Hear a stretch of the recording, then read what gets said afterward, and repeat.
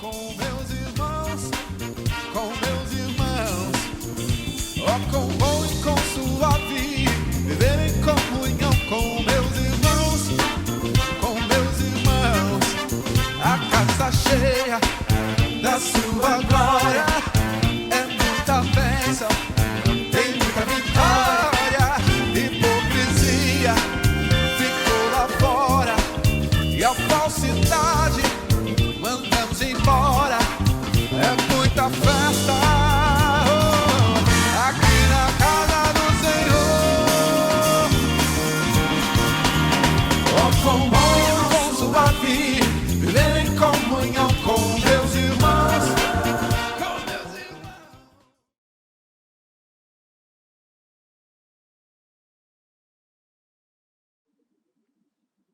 Essa é ali. Vitor, faz favor, apaga aí, por favor. De cima também.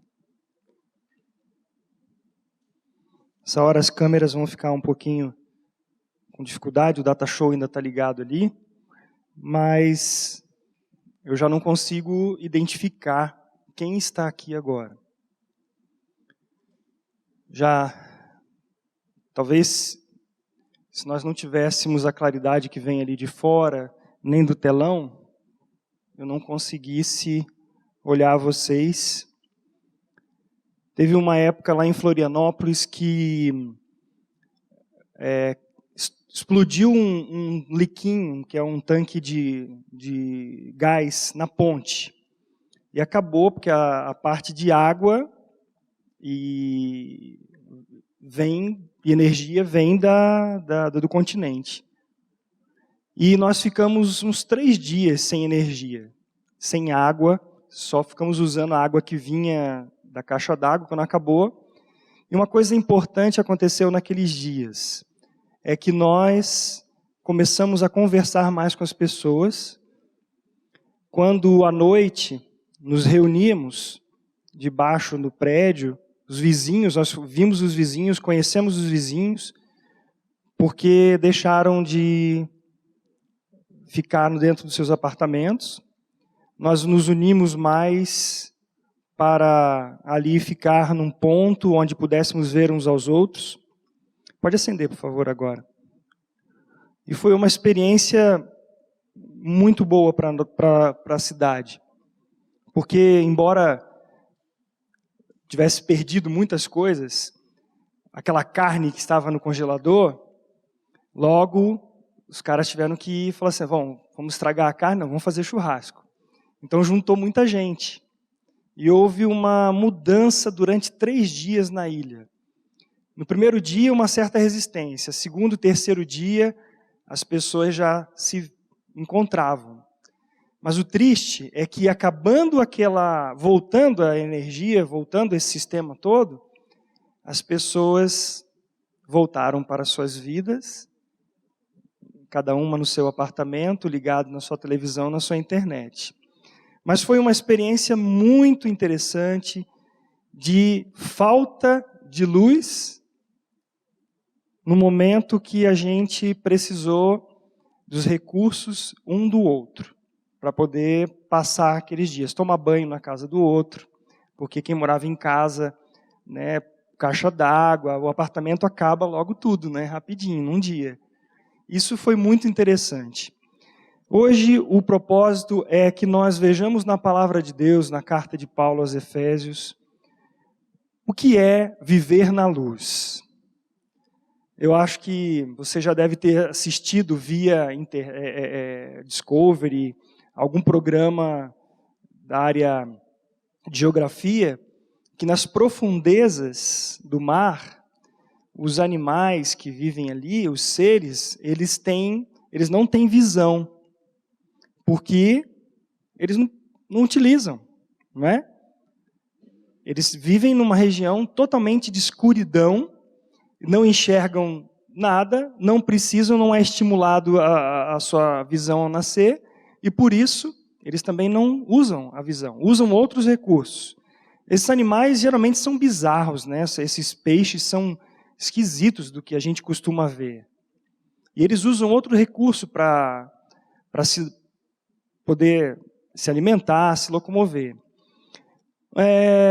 Um outro animal que vive à noite, ele se direciona, ele consegue voar e consegue encontrar uma presa através do seu ouvido. Qual que é? Você balbuciou aí. É o morcego, né? Não enxerga bem à noite. E se alguém não emitir uma frequência, um animal se camuflar, ele não vai enxergar.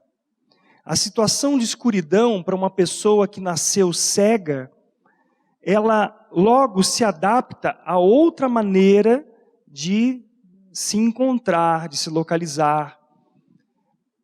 Tanto é que uma pessoa que ela logo na infância perdeu a visão e depois ela retoma, ela por uma cirurgia, alguns casos, ela tem uma sensação totalmente diferente. Esses dias eu estava assistindo uma pessoa que ela tinha noção de profundidade pelo som também, né? Eu soube de um jogador, de um menino que jogava basquete, outro que jogava videogame também, e ele andava de bicicleta somente fazendo um som com a língua, e ele ouvia esse som ir e voltava, porque você sabe que a frequência ela se choca. Nesse ambiente aqui, por exemplo, o som que nós estamos ouvindo antes, ele está rebatendo em alguns lugares. E aí é necessário alguns tratamentos acústicos para evitar que o som fique reverberando. Mas ele usava esse recurso para poder conseguir acertar uma cesta. Fazer com a bola de basquete uma cesta, para jogar videogame. Interessantíssimo isso. Mas a visão é algo que quando uma pessoa tem e perde, ela tem que ter uma adaptação muito grande para conseguir fazer algumas coisas que ela fazia antes. E também a pessoa que eu citei agora, se foi feita uma cirurgia, ela começa a enxergar algo diferente, aquela noção de espaço, a perspectiva que ela tinha, a sensibilidade dela, agora é outra. Então, para descer um degrau, ela precisa avaliar realmente se o que ela está vendo é alto, enquanto antes ela usava a bengala para fazer isso. Agora, o que a gente pode pensar em relação à nossa vida? Antes disso, eu lembrei agora de um exemplo muito, muito legal. Eu trabalhava na ACEL, um clube japonês aqui, eu era técnico em natação, eu me especializei na área de performance, e eu tinha uma nadadora de peito, uma menina forte, nadava muito, mas ela enxergava muito pouco. E ela usava um óculos grosso fora d'água. Um dia, ela conseguiu fazer um óculos de natação com uma lente que ela pudesse usar dentro d'água. E a primeira vez que ela colocou aquele óculos, que ela desceu e ela enxergou o fundo da piscina, ela chorava, porque ela começou a enxergar. Eu não sei se vocês viram já também alguma reportagem com um bebê que não enxerga quase nada. Aí é feito o óculos. Oi? Os pais, né, fazem isso. E a criança começa a dar risada, porque ela começa a enxergar coisas que ela não via, a fisionomia da mãe. Essas experiências são bem marcantes. Se nós estivéssemos num ambiente como lá em cima, como vai ser a reunião dos jovens, logo esperamos, eu ia fazer uma dinâmica com vocês. Nós íamos colocar vendas nos olhos. E nós seríamos guiados por alguém. Eu não sei se alguém já fez isso. Eu fiz numa dinâmica de uma pós-graduação, que aí depois eu fiz uma graduação em música, e na pós nós tivemos essa experiência de sentir as coisas, e uma pessoa guiar a gente para onde nós precisávamos andar. E o medo, que a gente não está vendo. Então andar nas trevas de fato, onde você não enxerga um palmo na sua frente, é um pânico, porque eu não sei se você teve a experiência de acordar à noite e estar totalmente escuro e você apertado para ir ao banheiro. Aconteceu comigo. Eu fui para um campo missionário e nem me toquei na hora. Eu estava na casa de uma pessoa que eu não conhecia e, boa noite, vamos dormir. Era um irmão muito simples, nós dormimos no chão, várias pessoas. Ele apagou a luz e o banheiro era lá de fora da casa. Aí eu acordei à noite com aquela pressão, né? O banheiro. E agora? Onde é o negócio para acender a luz? Gente, você não pensa. Parece que o tempo não passa, né? E aí estava tateando e pisando, ai, ai, aquela coisa, até que o dono da casa acordou, acendeu a luz de fora, me levou lá no banheiro. E eu fico pensando, você contando isso, você lembra de alguma experiência sua? Andar nas trevas, andar na escuridão é algo que é terrível, terrível. A gente não sabe se vai ter buraco, a gente não sabe se num lugar que nós vamos passar, que tem mato, nós vamos ver um bicho. A gente não sabe porque nós não vemos. Essa é a realidade de quem não tem a luz de Cristo. Às vezes, para nós que já fomos regenerados pelo Senhor Jesus, algumas coisas são tão claras e a gente vai assim, puxa, mas isso aqui não tem nada a ver comigo, isso aqui não quero fazer isso. Não, porque você é crente, né? Não, não é porque eu sou crente. É porque isso eu não tenho, isso não me atrai. Eu já vejo que isso não é bom para mim. Mas será que nós estamos enxergando de fato o que Deus quer da nossa vida, o que Deus quer fazer em nossas vidas? Ou nós estamos nos guiando por nossa visão que é precária? A minha visão, eu fiz cirurgia nos olhos quando eu tinha, há uns anos atrás, não vou falar quantos anos eu tinha. E isso é legal. A gente para de usar esse recurso. Quando você tira, gente, quem é mesmo? Hã? Aí você fica aqui, quem que é a pessoa mesmo? Você não enxerga direito.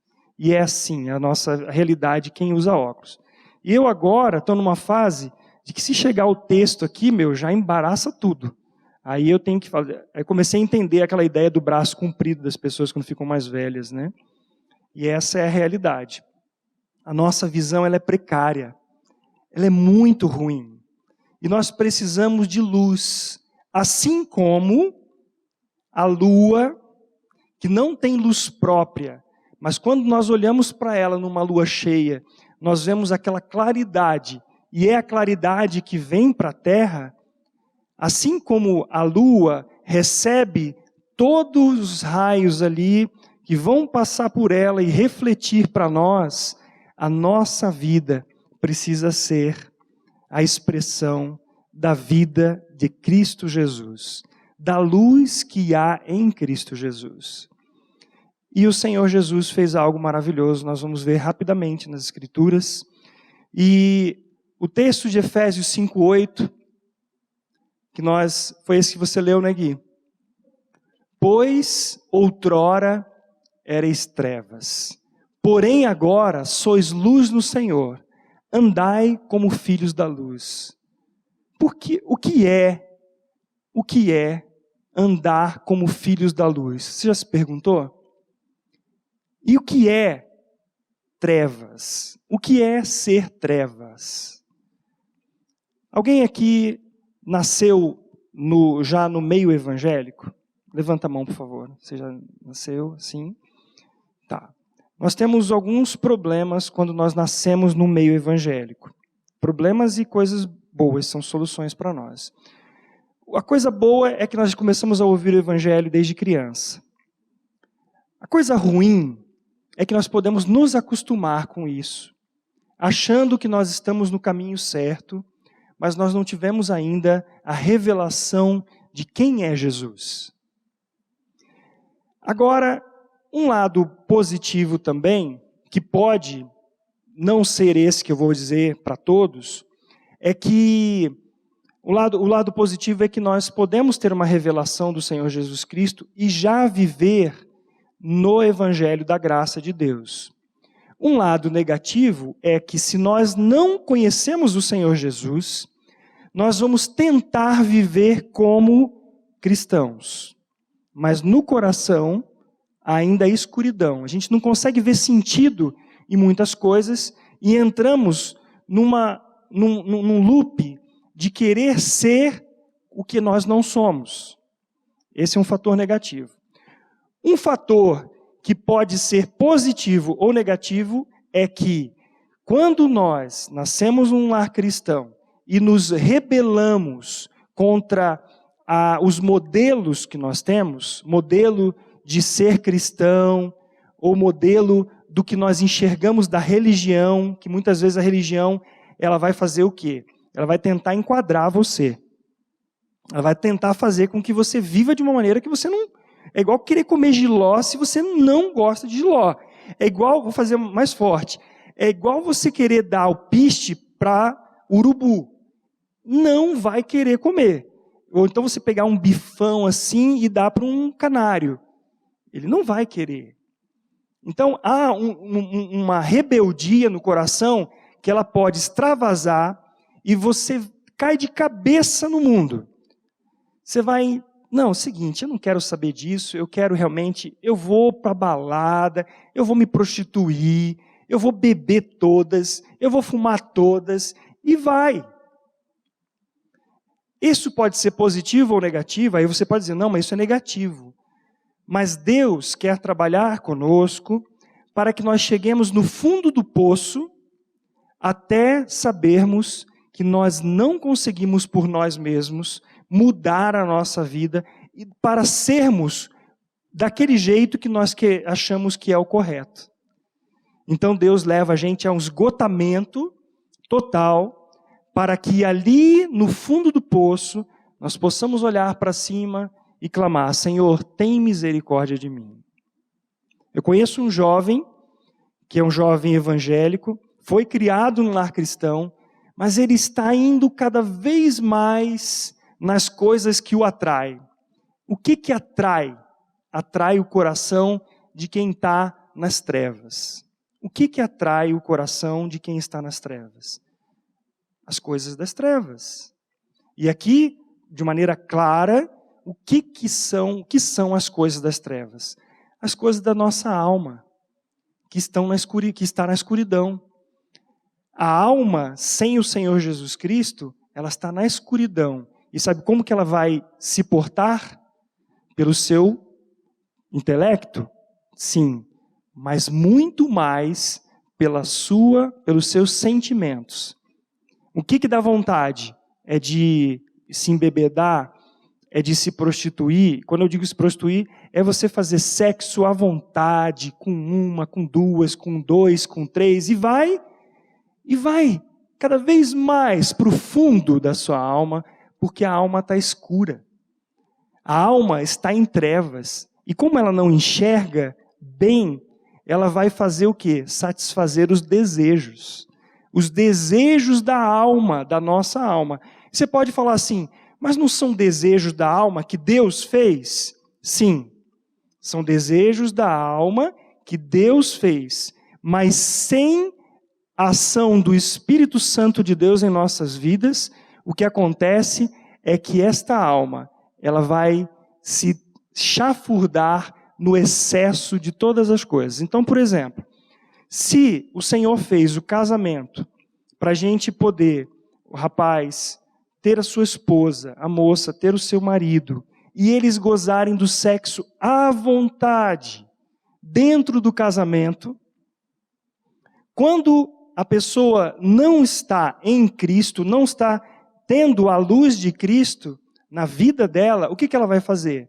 Ela vai atender o desejo da alma, mas sem a direção, a luminosidade do Espírito Santo para mostrar que aquilo que ela está fazendo, primeiro está ferindo a sua vida, está ferindo o seu corpo, e está ofendendo a santidade de Deus. Então ela vai para o excesso. Vamos colocar aqui agora um exemplo bem prático também. Eu pessoalmente não gosto de cerveja. Eu posso tomar assim um pouquinho, para mim já é suficiente. O álcool, ele, numa certa quantidade, ele faz bem para o nosso organismo, porque a gente vê pela palavra que o vinho, o Senhor Jesus transformou água em vinho numa festa de casamento. O Paulo fala para Timóteo que ele poderia tomar vinho para que ele não tivesse problemas no seu estômago. Qual é o problema então? Se isso é até bom para o coração. Os italianos, por exemplo, têm algo muito bom, eles têm uma saúde cardíaca também porque eles consomem regularmente. Mas qual é o problema então? O problema é o excesso, é a falta de equilíbrio. E agora eu vou colocar uma outra situação. O apóstolo Paulo diz assim: eu posso todas as coisas, mas nem tudo me convém. Eu tenho liberdade? Tenho. Eu não tenho uma lei que me obriga a fazer algo que eu não quero. Eu tenho sim a lei de Deus no meu coração que me diz assim: você olhar para uma mulher que não seja sua esposa e você desejá-la e você planejar uma maneira de conquistar aquela mulher e você ter relações sexuais com ela, isso se chama adultério. Isso me convém? Não me convém. Eu posso? Eu posso. Mas isso glorifica a Deus? Não glorifica. Isso ofende a santidade de Deus. Percebe como é que as nossas vidas podem estar num engano de Satanás? Percebe como, se a gente caminhar por nossas sensações, por nossos desejos, nós vamos caminhar para a morte? Porque tudo que está fora da luz do Senhor está fora da vontade dele. Eu estou andando aqui, eu tenho uma iluminação suficiente para não cair num buraco. Mas se eu me afasto do foco de luz e começo a querer andar por minhas percepções, possivelmente eu vou cair em alguma coisa. Essa é a realidade nossa, gente. Então você pode perguntar assim: por que Deus então não nos faz autossuficientes? Por que nós não conseguimos assim nem dar bola para as coisas que não são da vontade de Deus? Primeiro, porque o Senhor não nos deu ainda a plenitude de Cristo. E agora eu vou falar de uma palavra que é assim: o Senhor Jesus Cristo já nos fez santos. Nós já somos, aqueles que nasceram de novo são santos. Santos. Não são mais perversos. Tá? Perverso, eu tenho aqui o verso e o perverso. Algo que está fora de conformidade. Eu tenho a vida de Cristo. E pela obra da cruz, quando Jesus verteu o seu sangue me deu a garantia de santidade. É Ele quem coloca em nós a santidade. Então, se eu morrer hoje, eu estou com o Senhor. Mas se eu pecar hoje à noite e amanhã eu morrer, para onde eu vou? O que vocês acham? Vou estar com o Senhor. Mas por quê? Porque o sangue de Cristo nos purifica de todo pecado. Embora o pecado não seja algo que agrade o coração do Senhor e nem o meu coração, eu ainda não estou, nem você, na plenitude de Cristo. Nós não somos suficientes. Vai chegar um momento que eu vou morrer. E eu não estarei mais neste ambiente do pecado, que tão de perto nos assedia. Mas uma outra alternativa é a volta do Senhor Jesus Cristo. E num piscar de olhos, Ele vai transformar este corpo, que ainda tem sensações suscetíveis ao pecado, e Ele vai, num piscar de olhos, eu não estarei mais suscetível a isso. É a vida de Cristo. Agora, enquanto nós estamos aqui, estamos sujeitos ao pecado. Isso é bom ou ruim para você? Pode ser bom, mas pode ser ruim. Bom, se a cada dia nós vivermos na luz do Senhor, guiados pela palavra de Deus. Pela palavra de Deus. Se esta palavra está no nosso coração, é dela que nós vamos que vai circular na nossa mente, vai circular nas nossas veias, dando um exemplo fisiológico. Eu como aqui uma fruta e as vitaminas, aquilo tudo vai começar a fazer parte do meu sistema. Se eu estou na palavra de Deus, e o texto que o Gui citou é lâmpada para os meus pés, é a tua palavra e luz para o meu caminho. Se nós andarmos na palavra do Senhor, e nós dissermos diante da tentação, diante das tribulações, nós dissermos ao Senhor assim: Senhor, tem misericórdia de mim, eu não consigo me guiar direito, eu preciso do Senhor. O Senhor, Ele está junto, Ele está não só na expressão dentro em nós, mas Ele está conosco, e Ele nos guia pelas veredas da justiça.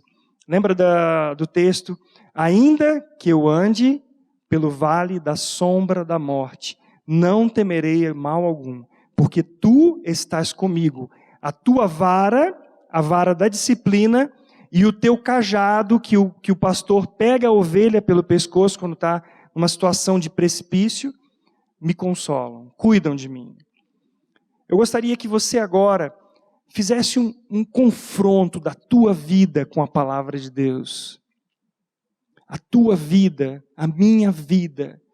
E eu gostaria muito que a cada dia, como o Senhor tem mostrado para mim, logo que eu levanto, eu careço da graça de Deus para me conduzir. Porque se eu levantar de manhã e disser assim, ou pensar que eu sou capaz de me manter no caminho da verdade, eu vou fraquejar. Porque eu vou estar me guiando por minha alma. E a minha alma, quando deixa o Senhor de lado, ela vai andar por caminhos que podem me causar grandes males. Grandes males. A palavra diz então que nós éramos trevas, mas agora nós somos luz no Senhor. Andai como filhos da luz. Geralmente, o ladrão, ele quer roubar quando ninguém está vendo, não é? Por isso que a noite é um momento mais propício dele agir. Quem quer esconder uma coisa que pode causar escândalo para outros, ele vai fazer isso a plena luz do dia, ou ele vai fazer à noite? Ele vai fazer na escuridão, ele vai fazer à noite. Uma pessoa, que hora que é mais legal a balada? É num lugar totalmente claro ou totalmente quase escuro? As casas noturnas, né, como são chamadas, elas têm luz refletida de tal maneira que nós conseguimos enxergar bem as pessoas? Não. Ela tem penumbra. Mas por que penumbra? Por que as coisas que parecem ser tão interessantes para a nossa alma, elas são feitas na escuridão? Porque as obras que são feitas na escuridão, elas são obras más. As coisas que as pessoas que não têm o Senhor, elas querem fazer as coisas na escuridão, porque o coração é trevas. Mas eu quero andar na luz do Senhor e ser guiado por Ele. Agora eu estou aqui olhando o meu tempo, e eu gostaria de entrar com você aí em Efésios mesmo. Quando, lá no capítulo 2, versículo 1 e 6, essa carta de Efésios, toda ela é maravilhosa, e havia na escrita dessa carta um grande desafio para as pessoas que estavam lendo essa carta, não só a igreja de Éfeso, mas outras também. E o grande desafio deles, sabe qual era? Era viver em santidade. Era que através da vida deles, eles construíssem ponte com aquelas pessoas que não conhecem a Cristo. E não elas construírem campos minados. Porque agora eu estou entrando num aspecto com você, é que eu e você não somos extraterrestres. Nós vivemos neste mundo. Até muito legal uma pergunta que foi feita para um líder de uma banda, que ele é cristão, e ele é pastor de uma igreja chamada Igreja na Rocha. E pergunta uma hora assim, quer dizer que o cristão pode ou não pode ouvir música do mundo? Aí ele faz uma caras e bocas e fala, pô cara, mas eu não sou extraterrestre, né? Ou seja, eu vivo no mundo. É claro que a gente passa nos lugares e escuta, porque a gente está no mundo. Nós ouvimos música do mundo porque nós vivemos no mundo. Né? Depois ele entrou especificamente sobre isso. Mas nós estamos no mundo, vivemos no mundo. Como é que eu não vou, no mundo que está em trevas, como é que eu não vou andar também nas trevas? Como é que eu vou andar com pessoas que é meu amigo da faculdade, do trabalho, me relacionar com as pessoas que não têm a luz de Cristo, que não têm a vida de Cristo? Então, e agora eu entro num aspecto fundamental para a nossa vida como geração de jovens que o Senhor levanta para ser sal e luz. Porque agora eu mergulhei com você, vamos colocar essa expressão, eu e você vamos mergulhar no nosso contexto. Guilherme, você trabalha onde? Na Hidronorte. Lá todo mundo é cristão. Não é uma igreja lá, né? Não. Óbvio que não. Não é? Quem está aqui na faculdade, lá todo mundo é cristão? Não. É óbvio que não. E você? E você? Você, não estou julgando, só estou jogando, não julgando, o assunto para nós pensarmos. Eu fiz faculdade de Educação Física em 89, entrei na faculdade, e a faculdade, a UEL, era uma coisa. Fiz especialização, passaram-se 20 anos. E aí eu entrei na faculdade de música, na UEL. E na faculdade de música, é comum você ver ou gente de igreja, ou bicho grilo. Lá eles falam mesmo assim. Então, ou você vê gente que parece assim, pelo jeito, às vezes se vestir, pelo cabelo, algumas denominações e tal. A gente pensa assim, esse aqui é da igreja tal, esse aqui é da igreja tal. Esse aqui, não sei. Só que acontece é que faz 3 anos que eu me formei. Tantas pessoas que eu vi ali na faculdade de música, do ladinho do de artes, de cênicas, e está um rindo ali porque sabe o que acontece por lá, né? A coisa é braba.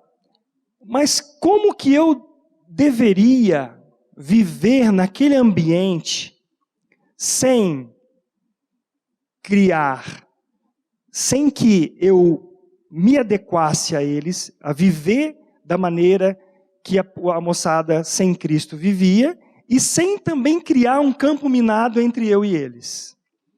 Aí você pode pensar assim, bom, então assim, meu plano é fazer assim, se alguém me chamar para fazer alguma coisa que eu não creio que seja bom para mim, eu vou dizer para ele que, olha, eu estou indo em compromisso, viu? Eu não posso ir porque eu tenho. Talvez na primeira vez você até fale isso. Na segunda vez, depois de uns 6 meses, por aí, você vê que o negócio já está ficando assim, já está ficando chato. Você não sai com a galera, né? Então aí você fala assim, não, tá, eu vou com você. E aí as coisas podem debandar. E daqui a pouco, você estava aqui, confiando, lendo a palavra, orando ao Senhor, tendo comunhão, orando por aquelas pessoas que estavam ao seu lado ali na faculdade, no trabalho. Daqui a pouco, você está já mais longe e você olha para a galera, já não estranha tanto. E onde você estava, você podia dizer assim, nossa, eu era meio careta, né? Eu era meio fora do aquário ali. Essas coisas podem acontecer. Mas Deus nos chama para sermos sal e luz aonde nós estamos. E nós só conseguimos isso de uma maneira. com a vida de Cristo em nós. Com a vida de Cristo. E se eu tivesse sentado no lugar de vocês aí, na época que eu estava na idade de vocês, eu ia falar assim, nossa, mas eu não consigo, como é que é esse negócio? Eu não tenho vontade muito, eu vou na igreja até, mas esse negócio para mim não bate. Ou então eu falo assim, não é bem assim como você está falando. Bom, então vamos lá. Efésios capítulo 2, 1 a 6, eu já estou terminando. Diz assim, Ele vos deu vida, estando vós mortos nos vossos delitos e pecados, nos quais andastes outrora, ou seja, antigamente, segundo o curso deste mundo, segundo o príncipe da potestade do ar, do espírito que agora atua nos filhos da desobediência. Quem são os filhos da desobediência? Aquele encapetado que está preso lá na cadeia. Não. Ele também.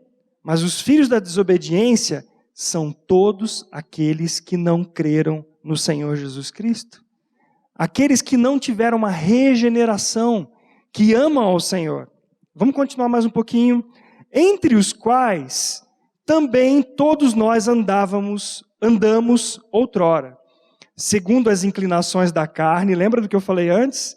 Fazendo a vontade da carne e dos pensamentos, e éramos por natureza filhos da ira como também os demais.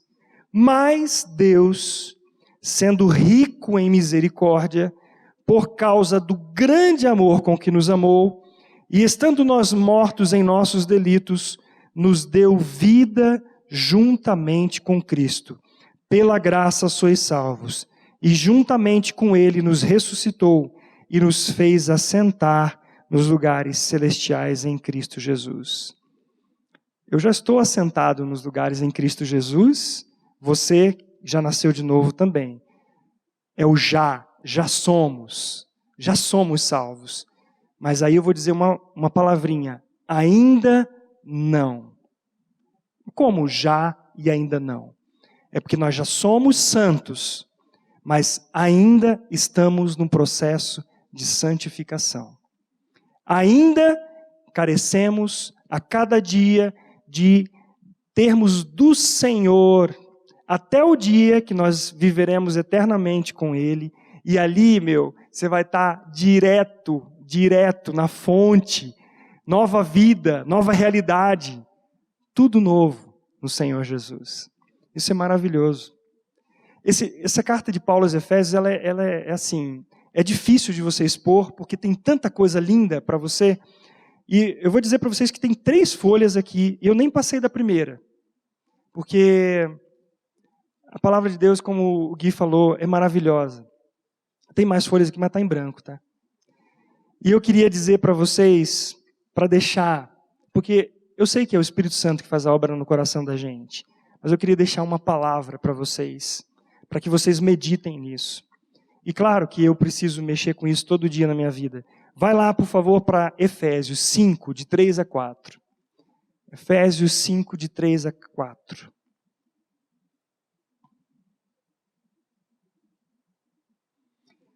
Eu fui buscar o que significa aquela palavra esquisita lá, impundicícia. Parece que você está xingando alguém, né? Seu impundicício, né? Tem coisa assim. Impundicícia quer dizer pornografia, relação sexual ilícita, ou seja, fora do casamento, fornicação, que é você estimular sexualmente alguém, sem que você possa efetivar isso, ou seja, com a namorada, com o namorado, com alguém que você viu lá, com alguém que alguém viu e quis, porque não tem ali o casamento, algo de Deus, é prostituição, homossexualidade, lesbianismo, relação sexual com animais, relação sexual com parentes próximos, como o Senhor deixou lá bem claro isso no Antigo Testamento. Relação sexual com um homem ou mulher divorciada, isso é um apêndice ali do significado dessa palavra, remetendo ao Antigo Testamento. Então vamos ler o texto agora já sabendo disso.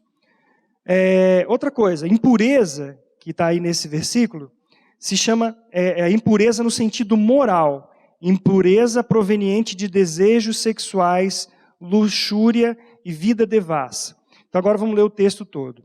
Mas a impundicícia e toda sorte de impurezas ou cobiça nem sequer se nomeia entre vós, como convém a santos, nem conversação torpe, nem palavras vãs ou chocarrices, coisas essas inconvenientes, antes, pelo contrário, ações de graças. Põe o colar no chocarrices, vamos ver o que é esse, parece que é de cachorro, né? Vamos ver se é isso aí, de cachorro ou outra coisa. O que é essa palavra? Chocarrice? Não tem nada a ver com cachorro, gente. Resposta rápida, engraçada, jocosa, humor, num sentido negativo, baixeza, outra palavra difícil ali, ribaldaria. Aí tem que pegar o que significa ribaldaria, né, gente? Mas o que é isso? É aquela coisa, sabe, aquela piada suja, aquela coisa que você faz, mas não é bem assim, né? É que a gente vai se envolvendo, igual o Salmo 1 fala que aquele que, bem-aventurado o homem que não... Vamos ver quem sabe o Salmo 1. Bem-aventurado o homem que não anda no conselho dos ímpios, não se assenta na roda dos escarnecedores, dos que fazem chocarrice, nem se detém no caminho dos pecadores. Antes, o seu prazer está na lei do Senhor, e nela medita de dia e de noite. Aí vai. Aí o versículo 6 diz assim: ninguém vos engane com palavras vãs, porque por essas coisas vem a ira de Deus sobre os filhos da desobediência. Portanto, não sejais participantes com elas, pois outrora erais trevas, porém agora sois luz no Senhor. Andai como filhos na luz, que é o fruto da luz, que consiste em bondade, justiça e verdade. E sabe o que mais? Provando, degustando sempre o que é agradável ao Senhor. E não sejais cúmplices nas obras infrutíferas das trevas. Antes, porém, reprovai-as, porque o que eles fazem em oculto, só o referir é vergonha. É vergonha. Tem um cara que eu conheço, que está aqui hoje, mas não vou dizer quem é. Ele disse assim para mim: cara, eu já moro no inferno. Não é que ele está no inferno, é que o lugar que ele mora já é cabeludo, já é negro. Aí ele estava trabalhando num lugar pesado. Ele falou assim: eu já moro no inferno, vou trabalhar no inferno, não dá desse jeito, né? Então essa pessoa falou isso comigo, dizendo de quão difícil é estar no meio. E a verdade é que tem lugar que não cabe a gente. Tem coisas que não cabe. Não vale. O Senhor quer santidade. E nós precisamos depender do Senhor para nós vivermos na luz, na santidade. Então a dica que eu vou dar para você, fica a dica, é que quando a coisa ficar escura, quando a coisa ficar tenebrosa, quando o negócio não tiver como a palavra de Deus, você clame ao Senhor. Clame ao Senhor.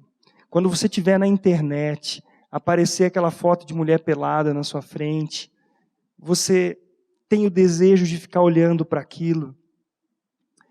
Tem outras coisas nesse sentido também. Eu sei que é forte, bate aqui, é difícil. Mas você na hora fala: Senhor, tem misericórdia de mim. Me livra, Senhor, disso. Moças, quando nessa área ainda, um cara quiser conquistar teu coração, quiser te dar todo o carinho que você quer, e ele pode querer, na verdade, te levar para outro lugar. E como às vezes a gente está tão carente, que a gente quer isso por aceitação, por desejo de ser amado, amada, a gente cai nessa. Só que isso é trevas. O Senhor preparou uma esposa para você, não é, Patrick? O Senhor preparou uma esposa para o Patrick. e preparou um marido para Suzane. O Senhor preparou uma esposa para o Guilherme, a Késia, e preparou um marido para a Késia, o Guilherme. Quando eu vejo uma mulher bonita, ou então tem aquele corpo assim que dentro das minhas perspectivas eu falo, nossa, que bonito. Eu posso dizer assim, nossa, que bonita essa moça. Mas também o coração pode falar assim, nossa, que bonita. Você viu a diferença? E aí eu posso deixar o meu coração ir por um lugar que não vai agradar ao Senhor. O Senhor nos chama à santidade. Porque se eu for pelo caminho das trevas, o caminho das trevas tem morte. Não queira brincar com isso. Não queira, sabe assim, o precipício está aqui, você fala, não, vou andar mais um pouquinho. Deus vai me perdoar, vai me amar mais um pouquinho. Não vá, não vá, não vá. Diante do que eu estou falando para você agora, eu queria que você fechasse os teus olhos e clamasse ao Senhor, porque a santidade não pode vir imposta pela lei, pela obrigação. Ela tem que ser pelo amor. Eu preciso obedecer o meu pai e a minha mãe por amor e não por obrigação.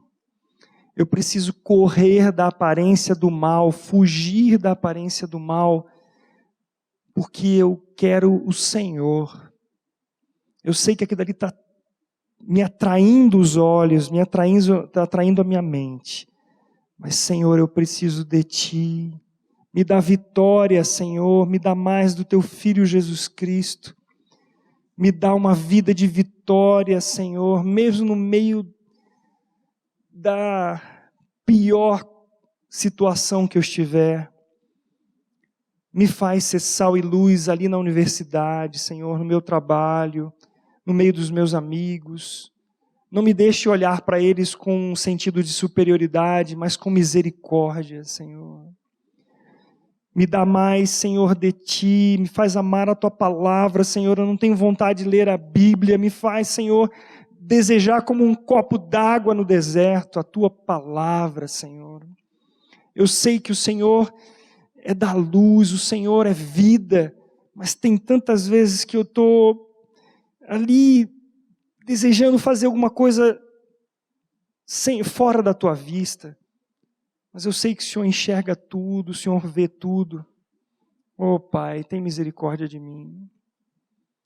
Me faz andar em santidade, mesmo quando ninguém estiver me olhando, Senhor. E agora a minha oração por vocês, queridos, ainda continue com teus olhos fechados.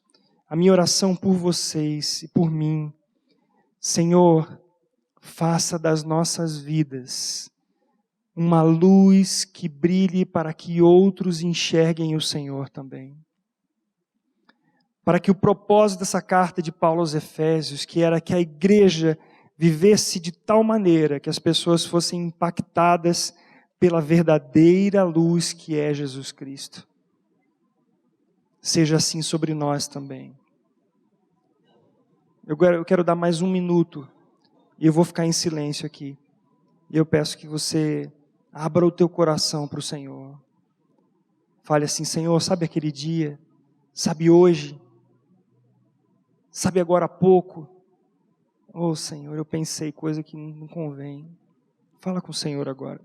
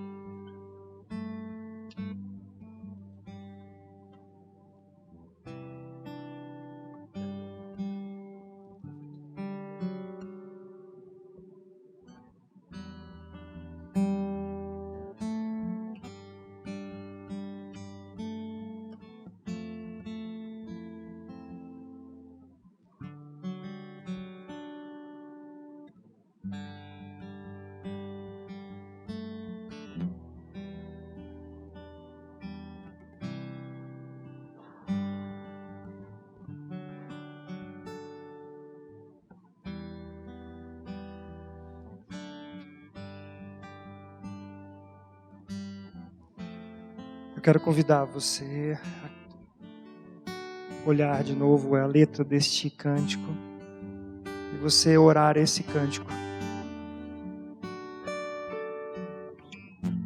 Toma o meu coração, Senhor. Toma minha alma.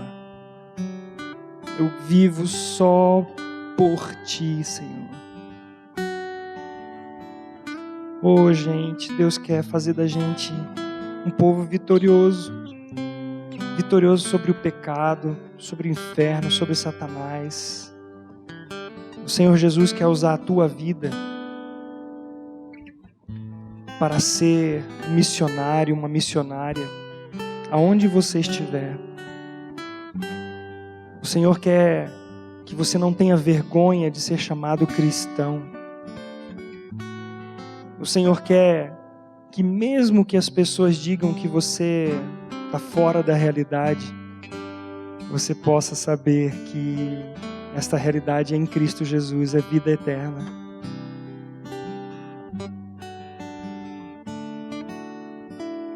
Este é o meu desejo, Senhor, te honrar com meu coração, te adorar.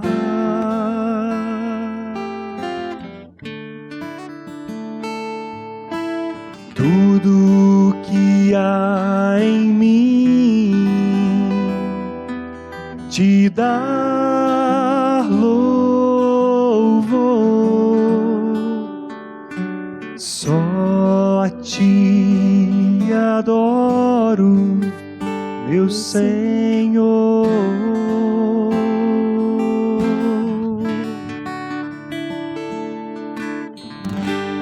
Toma o meu coração e toda a minha alma. Eu vivo só pra Ti, todo que eu respirar, toda vez que eu acordar. É o Teu querer em mim. Toma o meu coração e toda a minha alma. Eu vivo só pra Ti, sempre que eu respirar, toda vez que eu acordar. Faz o Teu querer em mim. Amém, Pai. Nós oramos a Ti, Senhor, nesta noite. Eu clamo, Pai, de todo o meu coração. Levanta, Pai, esses jovens para serem pastores, missionários, para serem pregadores do Teu Evangelho, Pai. Não pregadores de púlpito somente, mas pregadores e pregadoras aonde estiverem, Pai, para refletirem a luz do Senhor Jesus Cristo, para com todo o vigor da juventude proclamar que Cristo morreu e ressuscitou para ser a nossa vida. Dá ousadia, Pai, coragem, para que cada um aqui viva na dependência do Senhor e proclamando a Cristo. Nós oramos assim em nome do Senhor Jesus. Amém.